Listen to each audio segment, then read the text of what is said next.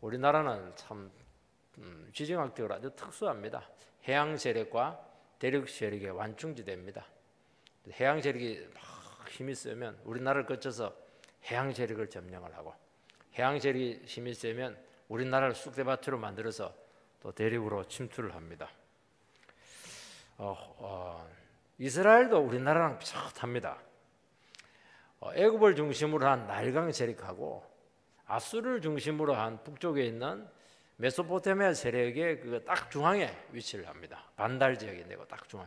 이런 반달이라 할 때 뭘 얘기하면 이스라엘하고 그 뒤쪽 사람이 살 수 있는 지역을 딱 끄면 딱 반달이에요, 이게. 그러니까 두 세력이 팽팽하게 딱 세력을 가지고 있으면 이스라엘은 괜찮습니다. 근데 한쪽이 힘이 세지면은 반드시 북쪽에서 남쪽으로 내려오고, 남쪽이 힘이 세지면 반드시 북쪽으로 진출을 하게 되어 있습니다. 왔다 갔다 하면서 이스라엘은 그냥 중간에서 쑥대밭이 되는 겁니다. 그렇게 되면 나라 자체 안에서 굉장한 혼란이 생기게 되면서 국론 분열이 막 일어나게 되는 것입니다. 지금 우리나라가 굉장히 시끄럽습니다. 지금 국론 분열도 심해지고, 우리가 하나 돼야 되는데, 외세가 어려우면 우리가 하나 돼야 되는데 외세가 어려우면 더 나눠지는 것이 문제입니다. 그러면서 자체 안에서 힘이 싹 빠져버립니다. 그러다가 결국에는 주인 나라들에게 외교적으로 실컷 이용만 당하다가 결국 침몰하게 되는 그런 역사적인 전체를 우리는 참 많이 밟아왔고, 이스라엘도 똑같은 그런 부침을 당해왔습니다. 여러분, 어떻게 해야 되겠습니까? 이때 답은 딱 하나입니다. 다윗처럼 하면 됩니다. 다윗이 답입니다. 다윗은 어떤 사람이냐 하면은 하나님의 마음에 딱 맞은 사람입니다. 하나님의 마음에 합한 사람이다 하는 것입니다. 그러니까 다윗은 어려우면 어려울수록 하나님께 딱 붙어버렸습니다. 완전히 마음을 같이했습니다. 주위 상황하고 아무 상관없습니다. 상황이 힘들수록 하나님을 붙잡았습니다. 하나님과 하나 될 때 그때 부흥이 일어나게 되었고, 나라를 지킬 수가 있게 되었고, 도리어 주인 나라들에게 막 하나님의 영향력을 막 행사를 해서 도리어 주인 나라들이 이스라엘을 겁을 내는 그런 역전현상이 일어나게 되었는데, 문제는 그런 일이 딱 다윗 때 한 분밖에 일어나지 않았다는 겁니다. 그러니까 다윗처럼 신앙만 딱 가지면은 나라 크고 작은 건 상관없습니다. 그러면은 이스라엘은 절대로 망하지 않을 뿐만 아니라 큰 소리 칠 수 있습니다. 여러분, 이스라엘은 살아남기 위해서는 결국 하나의 멍에를 매야 됩니다. 강대국의 멍에를 매든지 아니면 하나님의 멍에를 매든지 둘 중에 하나를 해야 살아남을 수 있는 나라입니다. 마찬가지입니다. 우리도 이 세상에서 살아남기 위해서는 하나의 멍에를 반드시 매야 됩니다. 무슨 멍에를 매야 되겠습니까? 세상의 멍에를 매든지 하나님의 멍에를 매든지 둘 중에 하나를 매야 됩니다. 예수님께서는 수고하고 무거운 짐진 자들아 다 내게로 오라, 내가 너희를 쉬게 하리라. 나의 멍에는 쉽고 가볍다. 예수님의 멍에를 매라고 그렇게 말씀했습니다. 세상의 멍에는 힘들어요. 예수님의 멍에는 우리가 다 해야 되지만 쉽고 가볍다고 말씀했습니다. 왜냐하니까 예수님이 같이 지어주니까요. 그러니까 쉴 수가 있고 평안할 수가 있고 모든 것을 이길 수가 있고 극복을 할 수가 있는 것입니다. 이 부분에서 이스라엘 백성들이 실패를 했습니다. 첫 번째는 이스라엘의 혼합주의가 나타납니다. 8절 말씀을 읽어보면 에브라임은 여러 민족 가운데 혼합되니 그는 곧 뒤집지 않은 전병이로다. 에브라임은 북이스라엘을 상징한다고 말씀했습니다. 북이스라엘의 문제는 여러 민족 가운데 혼합이 된 것이 문제입니다. 혼합이 되었다고 하는 것은 막 섞인 겁니다. 이방 족속들과 막 섞였습니다. 종교도 섞이고, 물론 나라 자체가 섞인 것은 아닌데 내부적으로 보면 완전히 정신적으로 섞였습니다. 종교도 섞이고 생활 양식도 섞이고 문화도 섞였습니다. 여러 차원에서 주변 나라들과 이렇게 섞였습니다. 이스라엘은 섞이면 안 됩니다. 이스라엘은 빛과 소금입니다. 정체성을 지켜야 됩니다. 그게 존재하는 목적입니다. 섞이면 안 되는 겁니다. 이방신과 예식을 받아들이는 바람에 종교적으로 혼합이 되었습니다. 다른 나라와의 동맹을 맺고 또 속국에 대해서 조공을 바치는 바람에 정치적으로 이거 혼합이 되었습니다. 또 주위 나라들에 살아가는 사람들의 그런 문화들, 가치관, 세계관들 이런 것들을 막 수용했던 것입니다. 문화적으로 혼합이 되어 버렸다는 것을 알 수가 있습니다. 종교가 무너지면 다 무너지는 겁니다. 정치도 무너지게 되고 삶도 무너지게 되고 다 무너지는 겁니다. 종교가 살아나면 순수성을 지킬 수가 있습니다. 왜 이런 혼합주의가 나타났는가 하는 문제입니다. 혼합주의가 나타난 것은 주위에 보니까 다 좋은 것들입니다. 다 좋은 것들이고 필요하고 살아가는데 너무 요긴하고 그걸 싹 다 나라를 지키고 부흥시키는데 필요하다 생각해서 다 끌어들였습니다.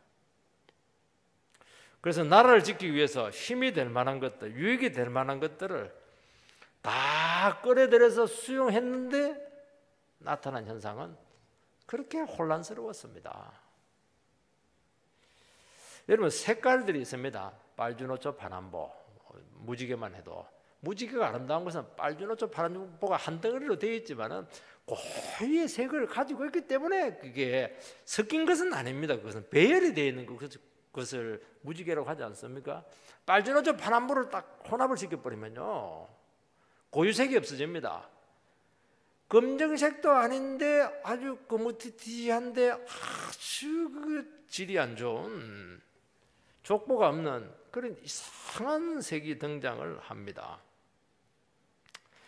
여러분 다른 나라랑 완전히 떨어지라는 것은 아닙니다. 다른 나라도 협력을 해야 돼요. 협력을 해야 되지만 이스라엘의 고유의 색을 가지고 그들과 접촉을 해야 되는 것입니다. 그걸 끌어들여서 잡탕을 만들고 비빔밥을 만들고 그렇게 하면 안 되는 겁니다.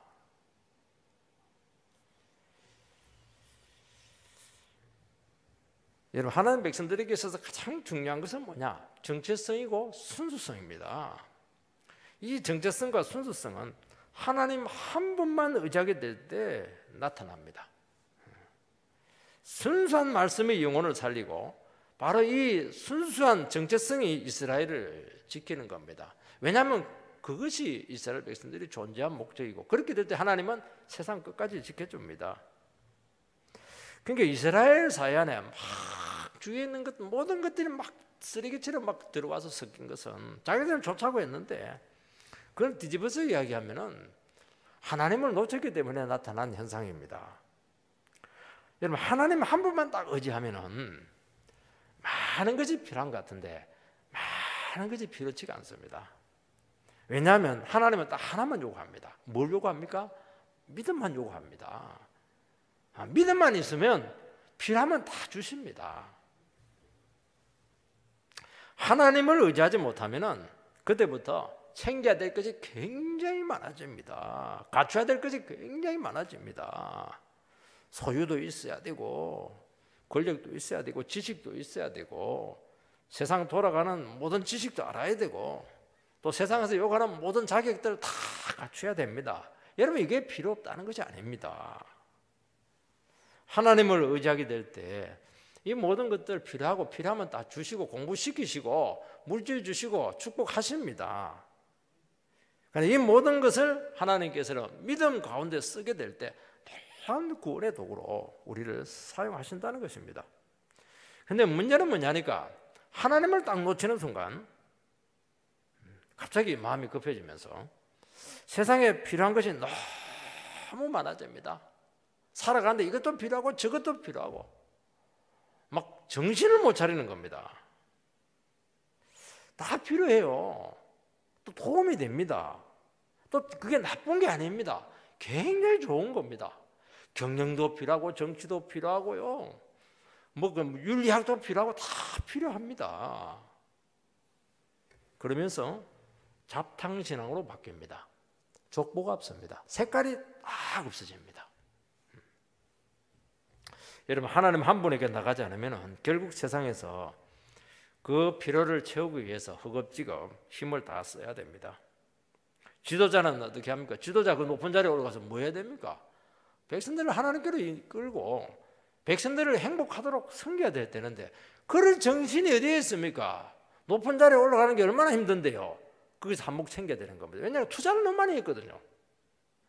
자기 거 챙긴다고 백성들 돈 벌 시간이 없습니다. 그래서 우리는 위정자들의 그 비리에 대해서 저렇게 당하고 저렇게 창피를 당해도 파면 팔수록 고구마처럼 저 비리가 나올까 이해해야 됩니다. 왜냐하면 이분들이 그 자리까지 올라가는데 투자를 너무 많이 한 겁니다.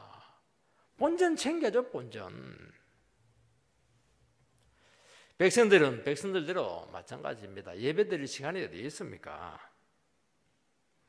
학생들도 믿음으로 공부하지 않으면 공부하는 게 이게요, 갖춰야 될 게 참 많습니다. 영어 학원도 다녀야지, 수학도 좀 딸리지, 또 말이 잘 안 되니까 발표가 안 되니까 또 웅변 학원도 다녀야죠. 논리 여기 떨어지니까 또 그냥 논리 학원에 다녀야죠. 제가 보니까 초등학교 저학년인데 근데 학원 몇 개 다니라니까 7개 다닙니다. 정신이 있나 없나 하나도 없대요. 왜 다니니라니까 엄마가 뭐 직장 다니니까 자기는 갈 데가 없다는 겁니다. 여러분 세상이 요구하는 것은 한도 끝도 없습니다. 정신을 못 차립니다. 그거 따라가면 어떻게 됩니까? 괴물이 딱 되어 있습니다. 동괴물, 학생괴물, 전부 괴물이에요. 참 이게 멀지 않습니다. 요즘 괴물들이 막 나타났습니다. 정육 괴물이 그렇게 유명한 시인인데 괴물이더라고요. 괴물. 명예 추구하고 권력 추구하고 하나만 딱 색깔 하나만 딱 가져야 되는데 시만 해도 얼마나 위대한 겁니까? 그 짧고 압축적인 그 언어로 사람의 마음 한순간에 통찰력을 가지고 바꿔낼 수 있는 영감 있는 시를 쓰내면 되는 것이지 그게 뭐가 필요하도 권력이 필요하고 말이죠. 그게 무슨 돈이 필요하고 말이죠. 여자까지 필요하고 말이죠. 그러니까 괴물로 딱 바뀌는 겁니다. 괴물이 물리는 게 아닙니다. 그래서 하나님 백성들에게 있어서 제일 중요한 게 뭐냐니까 정체성이죠. 내가 누구냐는 겁니다. 믿음을 그래서 누구든지 믿음을 먼저 갖춰야 됩니다. 사실 많은 것을 갖춰야 되고 필요하다고 여기는데요. 그 전부 다 탐욕에서 나왔다고 성경에서 말씀하고 있습니다. 여러분 하나님께서 나오지 않은 것은 전부 다 탐욕에서 나온 겁니다. 성경에 뭐라고 되어 있습니까? 내게 능력 주시는 자 안에서 모든 것을 할 수 있습니다. 능력 안 주면 안 하면 되는 겁니다. 하나님 붙들면 능력을 주십니다. 그 능력과 그 도움으로 다 합니다. 욕심 부리는 것보다 나중에 보면 훨씬 더 많이 합니다. 왜 욕심을 부리느냐 그렇게 말씀하고 있는 것입니다. 이 혼합주의의 결과 어떤 현상이 나타나게 되었습니까? 그는 곧 뒤집지 않은 전병이로다. 전병은 우리 식으로 찌짐이 같은 전, 부침 뭐 이런 쪽이죠. 이스라엘에게 있어서 이 전병은 하나님께 바치는 그 떡입니다. 제사용 음식입니다. 그 소재를 만들어 가지고 그걸 반죽을 해서 떡을 만들어서 하나님께 딱 12지파가 한 덩어리로 하나님께 나갑니다. 그런 공동체적인 제물로 바쳐졌습니다. 이것은 무엇을 의미하냐니까 우리의 삶 전부를 하나님께 바칩니다. 그리고 하나님께서 주시는 힘으로 우리는 살아가겠습니다 하는 것이 이 전병에 들어있는 그 신학적인 사상입니다. 이 전병을 이제 잘 구우려면 어떻게 됩니까? 잘 뒤집어 가지고 적당하게 이렇게 해서 이렇게 양쪽이 골고루 익게 해야 되는 겁니다. 그런데 지도자들은 뭐 밥그릇을 챙긴다고 얼마나 바빴는지 딴짓하다가 이걸 막 뒤집지 못했습니다. 그래서 한쪽은 홀랑 다 타버리고 반대쪽은 이 서리가 버렸던 것을 알 수가 있습니다. 이걸 버릴 수도 없어요. 이게 비싼 거라 가지고 버릴 수도 없고 쓸 수도 없는, 먹을 수도 없고 쓰레기통에 버릴 수도 없는 참 이상한 전병을 하나 만들어내었던 것입니다. 여러분 에브라임이 하나님을 등지고 딴짓하다가 신앙의 순수성을 잃어버리게 되었을 때 어떻게 됩니까? 뒤집지 않은 전병으로 딱 바뀌어 있습니다.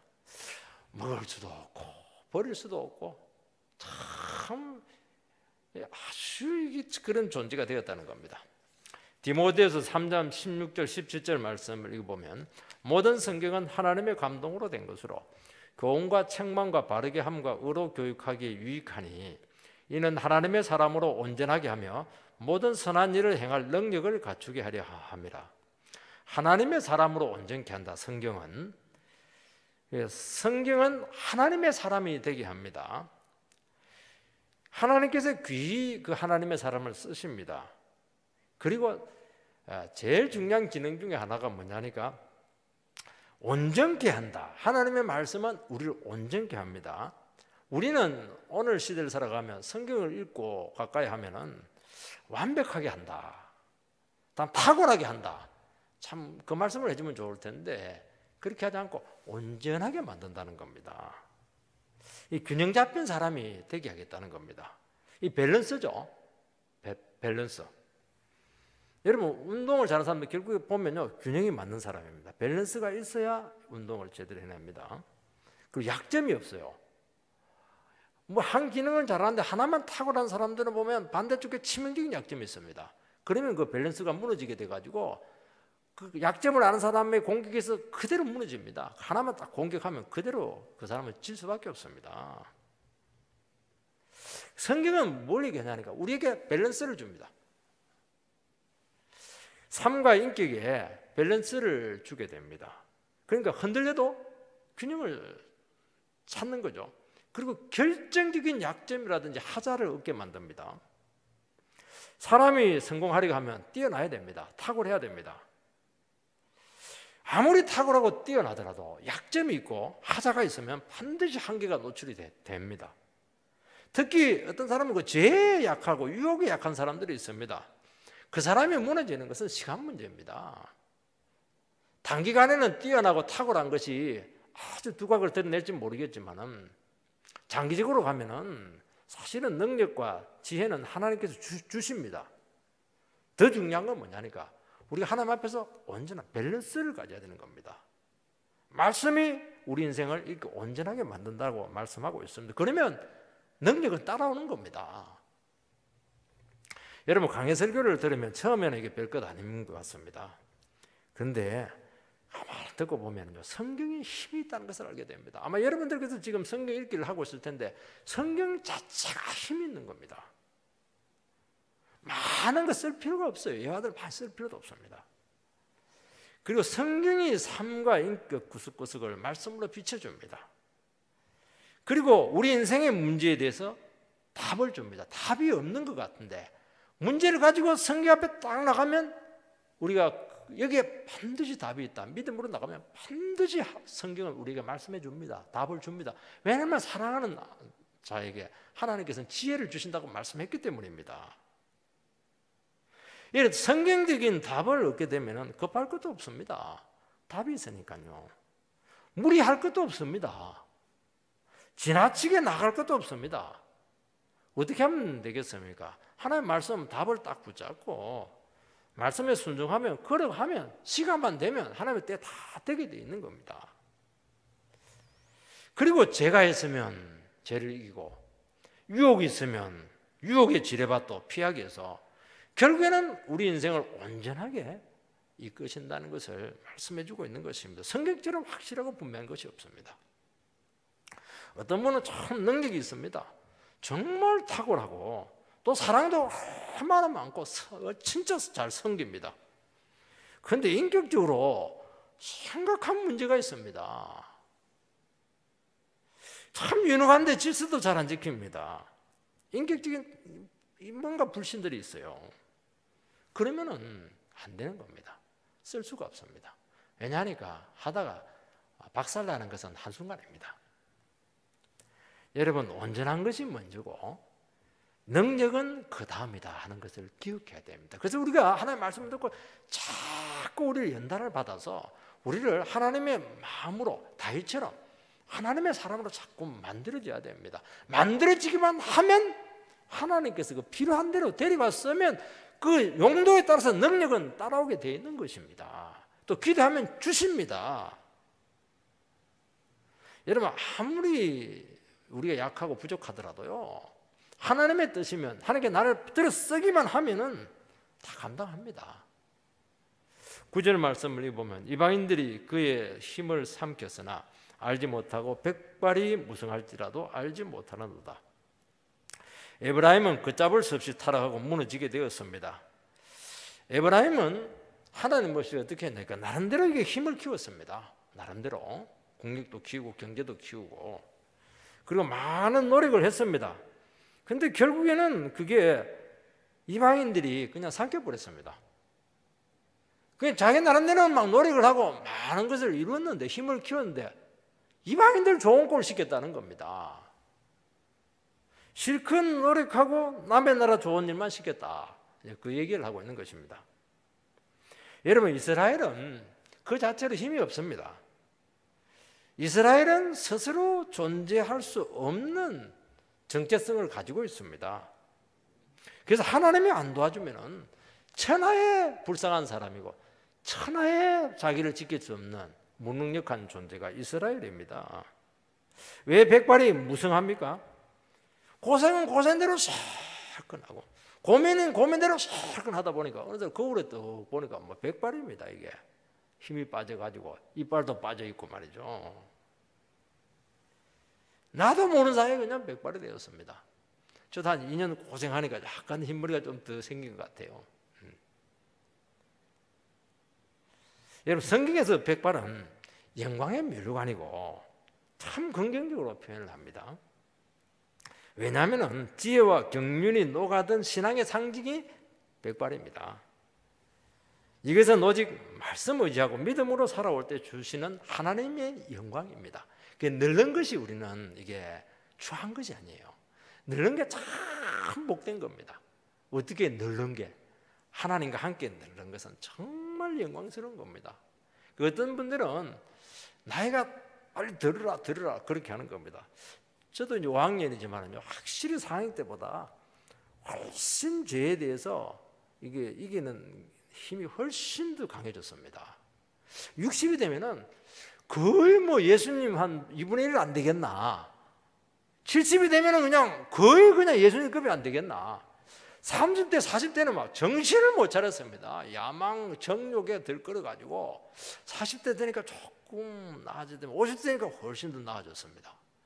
그래서 50이 돼야 인생을 한다는 말이 좀 맞는 것 같아요. 60 되신 분들은 60이 돼야 인생을 한다, 그렇게 말할 겁니다. 여러분, 바른 신앙인은 나의 먹는 것을 영광스럽게 생각합니다. 왜냐하면 그 정도로 잘했기 때문입니다.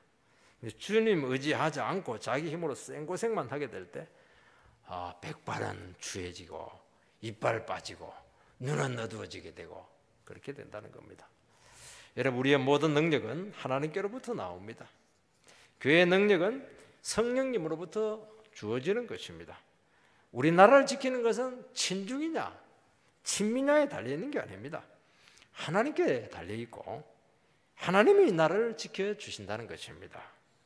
하나님이 계속 능력을 주시고 지혜를 주셔야 됩니다.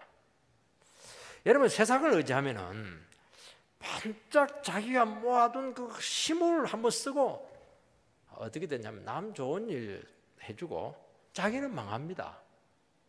그래서 하나님 백성들은, 왜냐하면 자기에게 힘이 없습니다. 백성들은 하나님이 계속 힘을 주셔야 생존이 가능합니다. 그렇게 우리를 구속을 하고 만들어 놨다는 겁니다. 그래서 주님 의지하고 가면 그렇게 애타게 살지 않아도 됩니다. 그렇게 가슴 졸이지 않아도 다 되게 되어 있습니다. 저도 가슴 졸이 많이 했습니다. 막 그냥 잠을 못 자가지고 그냥 애간장을 태울 때가 한두 번이 아니고 막 속이 끊어질 때가 한두 번이 아니었습니다. 아무 소용없더라고요. 지금 생각하면 막 그냥 베드로처럼 내일 사형 당하는데도 불구하고 막 냅다들이 자고 천사가 깨워도 그냥 안 일어나고 너무 깊이 자는 바람에 그게 훨씬 더 좋은 거 아니겠는가 하는 것이죠. 기도하면 되지 않습니까? 걱정할 필요 없습니다. 여러분, 가슴 너무 졸이고 노심초사하고 그렇게 하면 병 걸립니다. 스트레스 받아가지고요. 여러분, 우리의 신앙은 억지로 되는 게 아닙니다.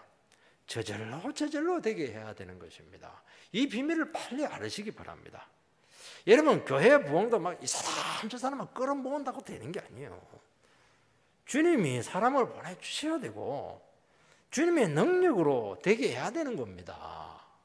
노력은 해야 되겠지만은 하나님께서 해주는 겁니다. 우리는 해야 될 게 뭡니까? 하나님만 붙잡고 하나님의 성령이 역사해 달라고 그쪽으로 그냥 밀고 가야 되는 겁니다. 내 힘으로 살려고 하고 내 힘으로 뭔가 이러려고 하니까 고생은 고생대로 하고 몸은 몸대로 망가지고 팍싹 늙어버리고 남 좋은 일 시키고 내는 망한다. 이게 코스입니다. 코스. 어느 분이 그러더라고요. 고생은 내가 다 하고 남이 다 누리게 해서야 되겠습니까? 그 말 맞아요. 두 번째는 하나님께 구하지 않았습니다. 10절 말씀을 읽어보면 이스라엘의 교만은 그 얼굴에 드러났나니 그들이 이 모든 일을 당하여도 그들이 하나님 여호와께로 돌아오지 아니하며 구하지 아니하도다. 이스라엘의 얼굴에 교만이 이제 덕지덕지 붙어 있습니다. 어떤 분들은 볼테기에 그 심술이 덕지덕지 붙어 있는데 이스라엘은 그냥 교만이 붙어 있습니다. 사람이 왜 교만하게 됩니까? 그것은 자기를 모르기 때문에 교만한 겁니다. 모르기 때문에. 알면 교만하지 못합니다. 알면. 우리가 사람이 이렇게 뭘 알고 교육을 받고 이렇게 하면 좀 알아요. 세상도 알고 다른 사람도 알고 이러면 사람이 좀 이렇게 잘난 체를 좀 덜 합니다. 왜냐하니까 알거든요. 여러분 자기가 누군지 안다면 큰 소리 칠 수 없습니다. 우리는 어떤 존재입니까?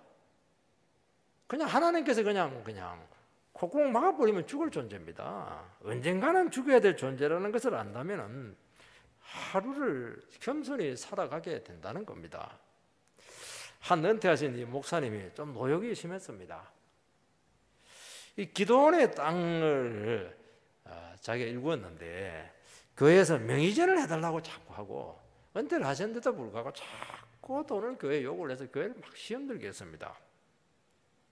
교회는 시끄러우니까 막 어쩔 수 없어서 다 해주었습니다.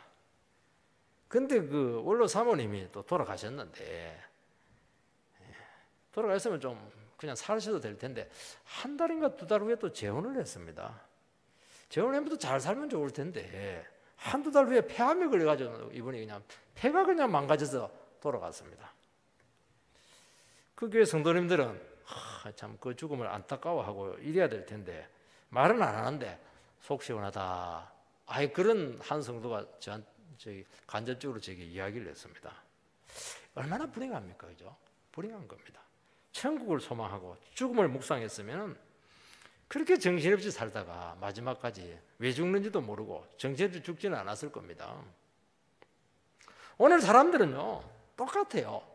정신없이 살다가 정신없이 죽고 갑자기 죽음의 천사가 딱 맞아. 왜 내가 가야 됩니까? 이러면서 그냥 안 죽을래 하고 그냥 끝나는 겁니다. 우리는 그렇게 살지 마시기 바랍니다. 정신 딱 차리고 살다가 정신을 똑바로 가지고 주님 손잡고 천국 가기를 바랍니다. 하나님께서 귀히 여기는 죽음이 돼야 되고 남아있는 성도들 가슴 속에 참 그분이 남기고 간 참 이런 뭔가가 있어야 되지 않겠습니까? 여러분 다 망했는데도 지금 멸망의 카운트다운이 시작되었는데도 불구하고 이 소리가 들리지가 않는 겁니다. 왜냐하면 교만하니까요.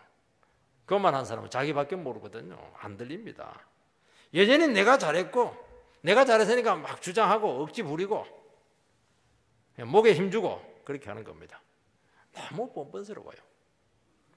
여러분 큰 소리 다 치면서 남은 망하든지 말든지 자기 하고 싶은 대로 다 하는 겁니다. 뭘 몰라서 그렇게 하는 겁니다.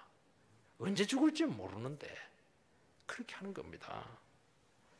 망해가면서도 챙길 거 다 챙기고 누릴 거 다 누리고 주장할 거 주장 다 하고 그렇게 하는 겁니다.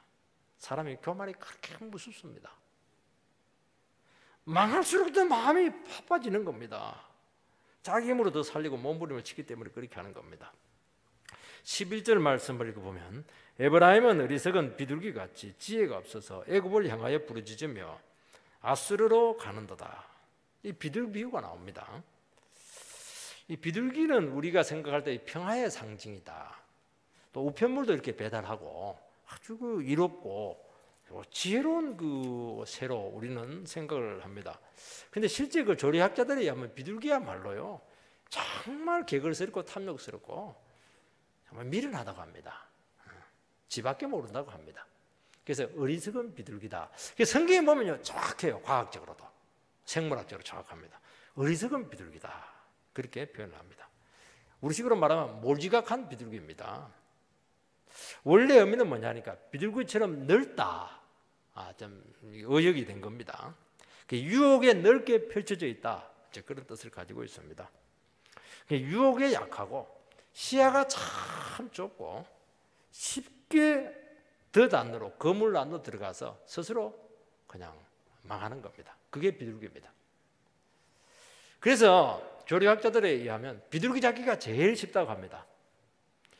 오늘날 비둘기들은 너무 교만한지 사람을 겁을 안 내요. 뭐 끝까지 와가지고 그냥 모이달라고 죽을 줄 모르고 그렇게 합니다. 또 다른 성경에는 에브라임은 세대가리다. 참 리얼하죠. 그렇게 번역이 되어 있습니다. 좁고 편협하고 어리석다는 뜻을 가지고 있습니다. 여러분 지혜의 근본은 하나님을 경외하는 데 있습니다. 그것은 뭐냐니까 하나님을 앞세우라는 것을 말씀합니다.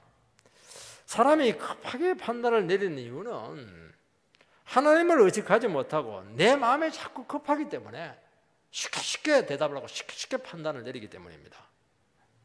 그러면 반드시 후회합니다. 왜냐하면 내 판단대로 안 되게 되어 있습니다.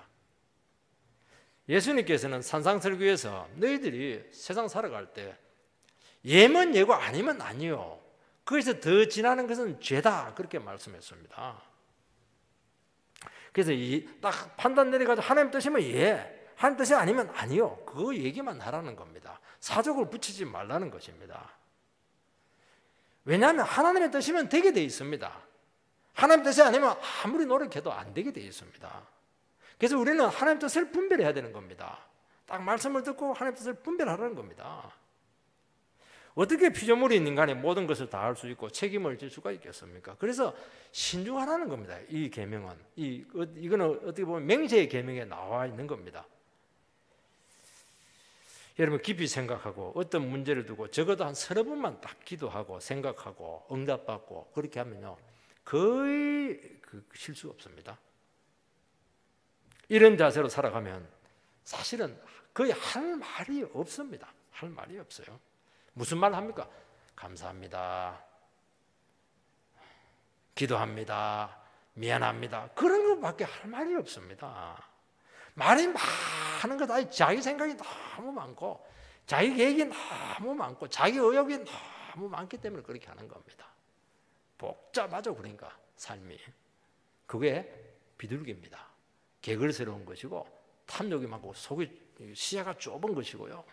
지밖에 모르는 겁니다. 그게. 데살로니가 전서 5장에 보면 항상 기뻐하라, 쉬지 말고 기도하라, 범사에 감사하라. 이것이 너희를 부르신 하나님의 뜻이다. 그렇게 말씀했습니다. 여러분 우리는 하나님의 뜻이 거창한 데 있다고 생각하는데 거창한 데 있지 않습니다. 기뻐하고 감사하고 기도하는 겁니다. 간단해요. 기뻐할 수 없는데 주님 때문에 기쁨을 찾는 겁니다. 문제가 생기면 쉬지 않고 계속 기도하는 겁니다. 좋은 일이든지 안 좋은 일이든지 일어나는 모든 일에 대해서 하나님께 감사해야 됩니다. 왜냐하니까 안 좋은 일이든 좋은 일이든 하나님 주권 하에서 이루어졌기 때문에 하나님께 가져가는 겁니다. 그러면 어떻게 됩니까? 주님의 뜻이 나타난다는 것입니다. 이것이 너희를 부르신 하나님의 뜻이니라.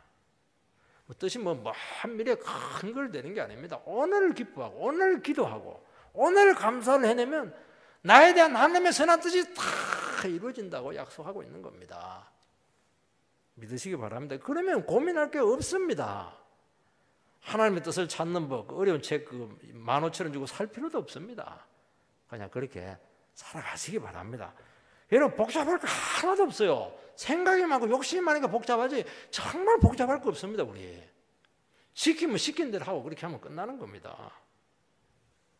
내가 고민하고 안달 부린다고 해서 되면 되겠지만 안 됩니다. 또 돼도 안 되고요. 여러분 지각이 없다 보니까 나라가 엉망이 되었습니다. 애굽을 향하여 부르짖으며 아수르로 가는도다. 몸은 지금 애굽을 향해서 막 가는데 마음은 지금 막 그냥 마음은 막 애굽을 향해서 지금 떠나고 있습니다. 이스라엘은 남쪽 애굽하고 북쪽 아수르 양쪽을 향해서 끊임없이 줄타기를 했습니다. 아수르의 힘이 강하다 보니까 호세아 때는 아수르에 붙을 수밖에 없어요. 그렇지만 마음은 애굽이에요. 애굽이 더 가까운 겁니다. 애굽이. 그래서 애굽에게 자꾸 뒤로 사신을 보내가지고 동맹을 맺고 도움을 청합니다. 그래서 애굽이 도와주겠다. 그렇게 해서 아수르에게 딱 배신을 했는데 어리면 아수르가 가만히 있습니까? 딱 쳐들어오니까 애굽이 오지를 않는 겁니다.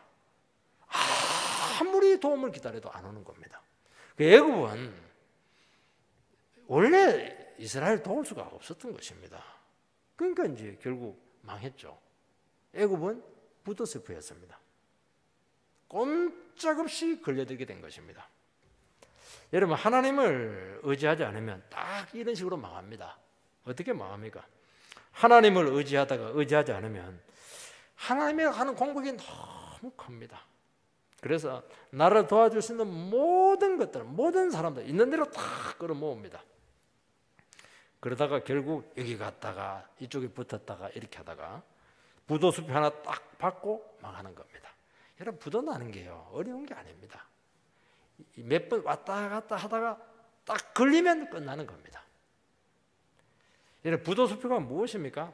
하나님 아닌 것을 의지하는 것이 부도숲입니다. 다른 사람은 몰라도 믿는 사람은 우리를 도와줄 수 있는 분은 하나님 한 분밖에 없습니다. 하나님이 왜 도와주겠다고 책임지겠다고 하는 것은 분명히 얘기하지만 전부 다 부도수표입니다. 그거 믿었다가 큰일 나는 것이니 믿지 마세요. 그냥 참고상으로 듣고 있고 당신이 무슨 능력으로 나를 도와주냐고. 하나님이 그 사람들 도와줘야 도와주는 거지 당신이 못 도와준다고. 그런 식으로 나가야 우리가 약해지지 않습니다. 마음이 급해지지가 않는 거예요. 비굴하지가 않는 겁니다. 하나님께로 돌아올 때 하나님께서는 그 다 피조물들이거든요. 하나님이 쓰는 도구들입니다. 이 사람을 통해서도 도와줄 수도 있고 나에게 도움이 될 만한 사람을 만나게 할 수도 있고 하나님의 방법은 무궁무진합니다. 하나님 줄을 딱 잡아야 된다는 겁니다. 이스라엘은 하나님을 놓치면서 줄타기를 할 수밖에 없었습니다. 아슬아슬하게 줄타기 하다가 딱 망했습니다. 여러분 줄타기가 뭡니까? 끊임없이 계산하고 견주고 그리고 막 쪼개가지고 나에게 조금이라도 유리한 쪽으로 붙든지 막 끌어들이든지 그렇게 하는 겁니다. 얼마나 피곤합니까? 그렇게 살지 마세요. 제발. 우리나라가 구한말에 왜 망했습니까? 물론 탄간놀이들은 다 해먹고 나라가 막 그냥 개화가 안 돼서 그렇겠다 하지만 사실은 그렇지가 않아요. 친일, 친중, 친너, 친미 네 파로 나눠가지고 머리 터지도록 줄타기하고 싸웠습니다. 근데 이 사람들이 막 우리 한반도 들어오면서 막 이렇게 하는데 결정적일 때 안 도와줍니다. 자기들끼리 협상해가지고 우리나라는 일본이 먹어라. 넘어가는 겁니다. 끽소리 못하는 겁니다. 누가 우리나라를 지켜줍니까? 미국이 우리나라를 지켜줬습니까? 아닙니다. 왜 미국이 우리나라 그냥 6.25 때 우리는 도와줬습니까? 미국에게 도움이 되니까 도와준 것이죠. 뭐 우리나라 살아서 도와줬습니까? 생각 잘해야 됩니다. 이혼 가치가 있으니까 도와줄 것처럼 하지만 결정적인 순간에는 버립니다. 진짜처럼. 그러니까 줄타기 하면 양쪽에 다 버림받는 겁니다. 줄타기 하지 마시기 바랍니다. 오늘 청년들이 없어서 참 이 말을 해야 될지는 모르겠다만 결혼을 두고도 우리 공부하지 않았습니까? 줄타기 하는 사람이 있는데 그러면 양쪽에 다 버림받습니다. 끊임없이 비교하고 나에게 조금이라도 이익이 되는 사람 그런 사람 자꾸 선택하려고 하는데 그것 자체가 탐욕입니다. 정욕입니다. 그게. 왜 그렇게 해요? 하나님은 내 한 사람 딱 예비해 놓고 있습니다. 그거 믿고 하나님 그 사람 찾게 해 주십시오. 그 한 사람 찾으면 되는 겁니다. 왜 자꾸 견주고 비교하고 그렇게 합니까? 기도 딱 해보고 하나님 뜻입니까? 그래서 묻는 거예요. 결혼해 주세요. 아니면 그냥 끝내면 되는 겁니다. 뭐 아실 게 뭐가 있습니까? 물론 아쉽지만은 그래도 그렇게 해야 되죠. 자꾸 줄타기 하니까 아주 듯해지게 되는 것을 알 수가 있습니다. 여러분, 우리 인생에서 중요한 것은 하나님의 뜻이고 하나님의 지켜주심에 있습니다. 이것을 확실히 붙들어야 됩니다. 애굽하고 아수르가 얼마나 대단합니까? 지금 그 두 나라에서 전 세계가 지금 움직이고 있는 겁니다. 그렇지만은 하나님 눈에 보면 이 두 나라도 도구입니다. 도구. 쓰이는 도구입니다. 큰 소리만 쳤을지 하나님 허락하지 않으면 꼼짝 못합니다. 여러분, 큰 나라고 해서 다 할 수 있는 것 같으면 못합니다. 내부적인 문제들이 많기 때문에 절대로 못하게 되어 있습니다. 하나님이 허락해야 되는 겁니다. 그래서 이스라엘에 살려면 비굴할 필요도 없고 국제 정세 문제에 그렇게 예민하게 반응할 필요도 없고 그게 또 결정적이지가 않습니다. 그러니까 흔들리지 않는 것이지 않겠습니까? 하나님을 놓쳐버리니까 그냥 뭐 기침만 해도 그냥 감기가 걸린다는 말이 여기서 나오는 겁니다. 모든 게 그냥 걸리고 모든 거 다 눈치 봐야 되고 모든 것 전부 다 결정적인 변수가 돼가지고 막 정신을 못 차리고 몇 번 우왕좌왕하니까 암초에 걸려서 그대로 자초를 한 겁니다. 여러분, 하나님을 의지하면 나를 지키기 위한 방법을 쓸 필요가 없습니다. 여러분, 나를 지키기 위해서 나를 보호하기 위해서 고민하고 준비하고 밤새도록 해서 그렇게 만들어 놓은 거 그거 시간 가보시기 바랍니다. 그거 쓰지도 못합니다. 짐덩어리 짐덩어리. 하나님 그렇게 구원 안 합니다. 내가 고민하고 노심초사하고 저거는 반드시 있어야 내가 산다고 하나님 그 헌신자체를 버립니다. 하나님은 그런 거 일부러 안 씁니다. 왜냐하면 그것은 욕심의 도구이기 때문에 하나님 욕되게 하는 것이기 때문에 일부러 그거 피해서 우리를 구원합니다. 그거 한 몇 번 겪어버리면요, 아이고 내 머리가 아무 필요 없구나, 하나님 한 분에게 기도하고 말자, 그렇게 나가야 되는 겁니다. 시간 낭비입니다. 시간 낭비. 그 시간에 성경이나 읽고 기도나 좀 해라, 그렇게 말씀하고 있는 겁니다. 세 번째는 하나님의 징계가 나타납니다. 12절 말씀을 보면 그들이 갈 때 내가 나의 그물을 그 위에 쳐서 공중의 새처럼 떨어뜨리고 전에 그 회중에 들려준 대로 그들을 징계하리라. 하나님을 의지하지 않고 줄타기 하다가 그물에 걸려 망한 이스라엘에 대한 하나님의 판단입니다. 전에 그 회중에 들려준 대로 그들을 징계하리라. 하나님은 이스라엘 회중에게 무슨 말씀을 했습니까? 이스라엘 회중은 교회입니다. 교회. 회중. 교회입니다. 구약 교회입니다. 늘 선지자를 통해서 하신 말씀이 뭐냐? 너희들 걱정하지 말라는 겁니다. 그리고 하나님만 의지해라. 그 죄짓지 마라. 교만하지 마라. 그게 뭐 늘 회중들에게 목사가 설교하는 게, 오늘도 제가 그 얘기 하지 않습니까? 우리 회중들에게. 그러면 하나님께서 반드시 지켜주겠다고 기가 따갑도록 예배 시간에 말씀을 했다는 겁니다. 그런데 이스라엘 백성들은 말씀은 말씀이고 현실에서는 완전히 따로 행동했습니다. 그래서 그물에 걸려서 망했습니다. 그물에 걸렸다고 하는 것은 책임이 자기에게 있는 겁니다. 자기가 가서 그냥 그물에 걸린 겁니다. 그래서 어디 하소연할 데도 없습니다. 지가 욕심에 눈물을 가지고 앞에 그물이 있는지도 모르고 막 그냥 욕심에 달려가다가 덜컥 걸려가지고 막 그냥 해체가 되는 겁니다. 이스라엘은 그래서 나라가 망했을 때 왜 망했는지 그 이유를 압니다. 사람은 말로 해서 잘 못 믿습니다. 한번 당해봐야 깨닫는 참 미련한, 사실은 우리는 비둘기 보고 새대가리야 이렇게 했지만요, 새가 우리 보고 굉장히 기분 나빠야 합니다. 너희들은 새대가리라고, 정말 너희들이야말로 정말 세상에 그런 동물이 있는 거 처음 봤다고. 정말 새가 말을 못해서 그렇죠. 물어보세요. 정말 새는 양반입니다. 한번 고집 피우는 거 보면요, 정말 대책이 없습니다. 여러분, 갈 때까지 가보고 그렇게 핏덩어리가 되고 이렇게 해도 교훈을 얻지 못합니다. 그래서 여기서 보면 너희들이 그물에 걸려서 나라가 망했을 때 그것을 징계한다, 그렇게 표현합니다. 우리는 나라가 망하면 끝났지 않습니까? 근데 하나님은 끝난 건 아니고 징계다, 그렇게 말씀합니다. 하나님은 우리가 망하고 망하지 않는 것에 대해서 그거는 하나님께는 그렇게 중요치가 않아요. 우리는 괴로워 죽습니다. 망하면 막 부도나고 이러면 막 죽을 맛입니다. 자살하려고 합니다. 하나님은 그게 그렇게 중요치는 않아요. 그게 물론 그것도 중요하겠지만 하나님 입장에 중요치 않아요. 왜냐하면 하나님은 그 없는 데서도 만드시는 분이기 때문에 하나님 능력이 많습니다. 하나님은 그렇게 해서라도 너를 징계하겠다는 겁니다. 왜냐하면 여기까지 안 가면 못 깨달기 때문에 그렇게 한다는 것입니다. 그래서 망하더라도 깨닫기만 하면 오케이라는 겁니다. 그게 목적입니다. 징계가 그거 목적 아니겠습니까? 왜냐하면 깨닫기만 하면 회복을 하는 것은 시간 문제이기 때문입니다. 하나님은 자기 백성들을 반드시 징계합니다. 징계 안 하는 자식은요, 버린 자식이든지 사생자입니다. 하나님 백성들은 죄 짓고 있는데 가만히 있는 부모가 어디 있어요? 반드시 징계를 해야 되지 않겠습니까? 그래서 징계한다 할 때 이거 헬라어가 뭐냐니까 파이데이안 이렇게 합니다. 이런 파이디온 성교회 있지 않습니까? 파이디온 성교회는 어린이 성교회입니다. 파이디온. 그래서 여기서 파이데이안 이렇게 나오는 것이죠. 이것은 자녀로 만들어 간다 이런 뜻을 가지고 있습니다. 어떻게 자녀를 만들어 갑니까? 자녀는 가만히 둔다고 해서 자녀가 되는 게 아닙니다. 그건 망나니가 됩니다. 자녀는 어떻게 됩니까? 막 징계하고 채찍으로 막 하고 간섭하고 막 죽을래 살래 이렇게 하면서 징계를 해야죠. 징계를 하면 자녀로 만들어집니다.